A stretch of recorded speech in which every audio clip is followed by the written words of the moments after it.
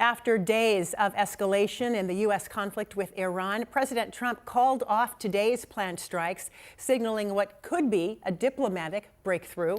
Trump said a deal to end the war is expected soon, though Iranian officials have not confirmed any agreement. Israeli officials say any final deal would require Iran to remove enriched uranium and limit missile production. Meanwhile, confusion remains over the closure of the Strait of Hormuz, Iran's most significant leverage in peace negotiations at this point. Tonight, we turn to a local Iranian-American for perspective, Ali Mousavi, a computer scientist who has been speaking out since the start of this conflict. Ali, thank you so much for being with us tonight. Thank you for inviting me. It's great to be with you. So, as you know, we are now more than 100 days into this conflict. Reports of nearly 3,500 people killed, more than 26,000 injured in Iran. So I'm curious how this has personally affected you, your family, your friends. Yeah, actually, my immediate reaction was grief, not just for the people dying, but because I couldn't see a clear end game. When President Trump said in January in a post that help is on the way, I kept asking myself, what does that actually mean? We have never successfully changed the regime through airstrikes alone. Does that mean boots on the ground? Does that mean another Iraq, another Afghanistan? With all the costs, all the lessons, all the lives lost for nothing. So that grief actually turned into anger when I learned about the Mousavi school, more than 150 children killed because of a targeting mistake. And my niece lives in Iran, actually. She could have been one of them. And I sat with that thought for a long time. What would I have done? And honestly, that question has not left me. Have you lost friends or family members in this conflict? Not in this conflict, but in the 12-day war that happened last June, yes, I lost relatives and friends. What are you hearing from friends locally? Are their emotions centered around fear, frustration, anger? Are they hopeful? Yeah, actually, all of the above, sometimes even in the same conversation. So there is a fear for loved ones in Iran. There is frustration because polls showed most Americans never supported this war, even from day one. And that opposition has only grown, yet the bombs are kept being falling. There is anger because what may now be achieved through the memorandum of understanding being negotiated could actually likely have been achieved through diplomacy without a single life lost. And there is hope, fragile but real, that this ends soon.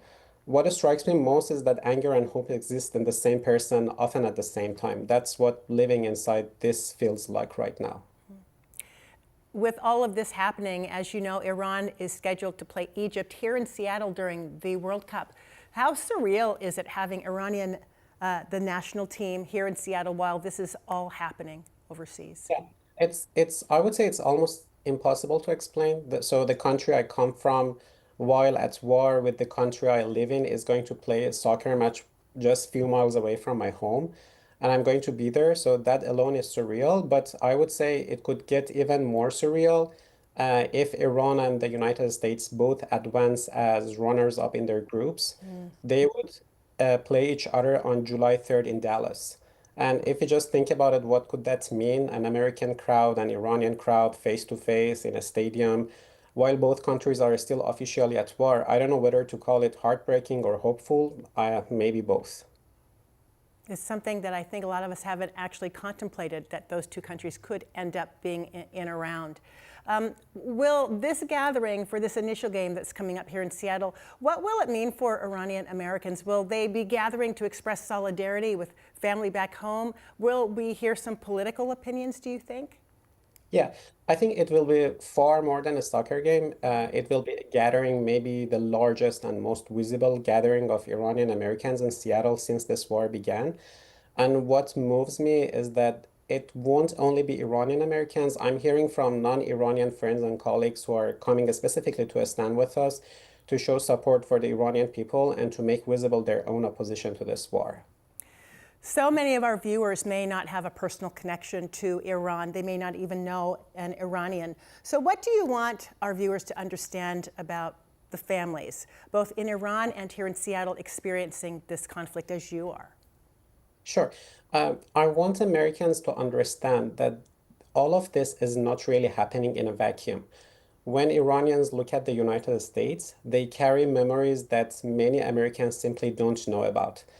For example, a CIA-backed coup in 1953 that overthrew Iran's democratically elected government, or almost a decade of support for Saddam Hussein while he was gassing Iranian soldiers and civilians in the 1980s. I'm not saying this to excuse anyone, not the Iranian government, not what's happening today. I'm saying it because you cannot understand why this wound runs so deep without knowing that history. And here in Seattle, in my community, what I see, families who are frightened, grieving, and desperate to reach loved ones they cannot reach. They didn't start this war. They don't control it. They're just like living inside it. And what I want Americans to know is this: Iran is not going anywhere. The United States is also not going anywhere. These two people will share this world even long after this war ends. So the question, I think, is what kind of world that will be. Is it going to be the one built on more cycles of violence, or is it going to be the one where we finally choose to understand each other? That choice, I think, it starts with ordinary people like us on both sides, seeing each other or the other side as a human. And I hope that that actually happens and that will be the case. Ali Mousavi, our thanks to you for being with us tonight. We really appreciate and value your perspective so much. Thank you. Thank you for inviting me. Bye.